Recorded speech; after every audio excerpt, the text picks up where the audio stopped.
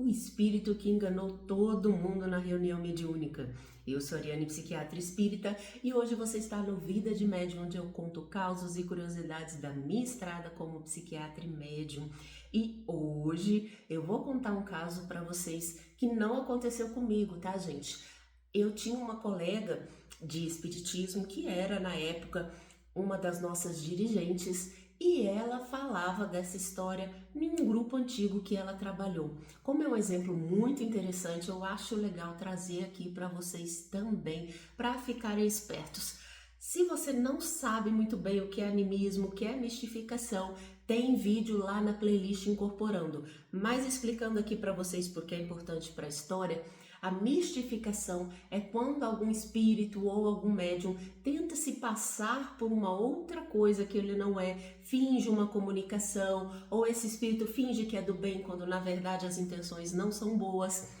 E isso vai fazer parte aqui da nossa história. Já o animismo é diferente, é quando o médium, por algum conflito interno, ele acaba demonstrando aí emoções que são deles, então ele vai dar uma comunicação e essa comunicação na verdade é o seu inconsciente que está agindo, ou mesmo ele interfere de alguma forma na comunicação do espírito. Isso é natural, todo médium vai interferir um pouco, mesmo que ele seja inconsciente. Eu aconselho vocês a verem os vídeos explicando direitinho. Vamos para o caso então.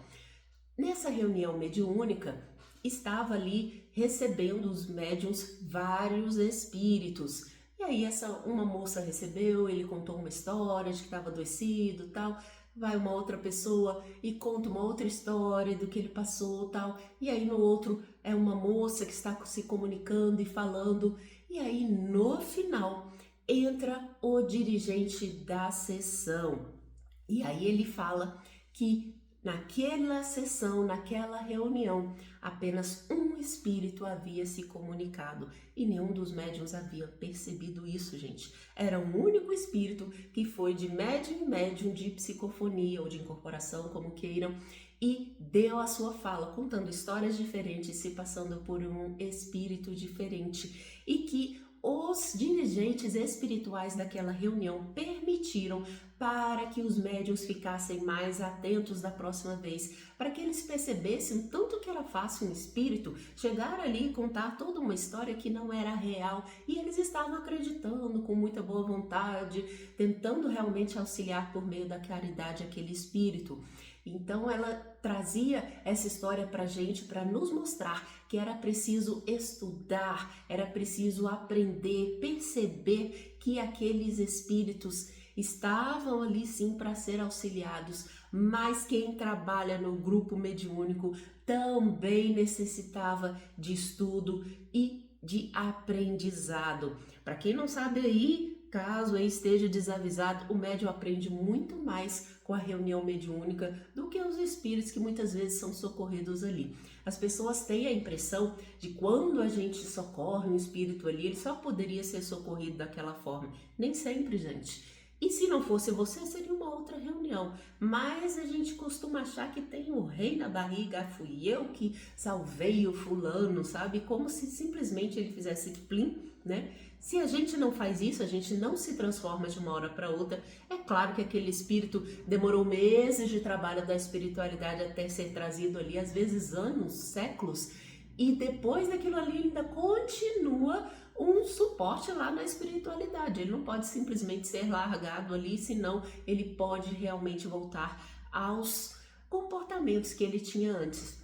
E eu trago essa história aqui desse espírito que pulou de médium em médium para que a gente desperte essa percepção de quem está se comunicando, por que está se comunicando, o que nós podemos aprender com aquela fala, o que nós podemos aprender com as atitudes desses espíritos, porque no final das contas é isso que a gente leva conosco, não é quantos nós socorremos, a gente pode socorrer 500 e ter uma única lição. E quando a gente pode socorrer um só e aprender 500 lições. E é isso que nós precisamos, né, ficar atentos quando a gente trabalha na mediunidade. Então, uma história aí de que a espiritualidade permitiu, então, para que esses médiuns tivessem o aprendizado de pular em cada médium e nenhum deles perceber que era o mesmo espírito. Imagina, gente, a espiritualidade montando tudo isso para que aquele grupo mediúnico recebesse em uma sessão apenas um espírito, mais uma grande lição. Vocês já tiveram aí algum caso de mediunidade em reunião mediúnica, alguma coisa aí diferente? Conta aqui pra mim que eu vou adorar saber. Eu leio todos os comentários, tá, gente? E sigam também aqui as outras playlists e as redes de vídeo curta, @Sentido Espiritismo, que tem mais conteúdo para vocês. E aqui tem de tudo, de casos, estudos de livro, estudos da mediunidade e doenças psiquiátricas ou transtornos, como queiram. Muito aprendizado para vocês. E não pense também que eu não aprendo, não. Eu aprendo com cada comentário e com cada vídeo que eu faço aqui, tá bom? Um grande beijo.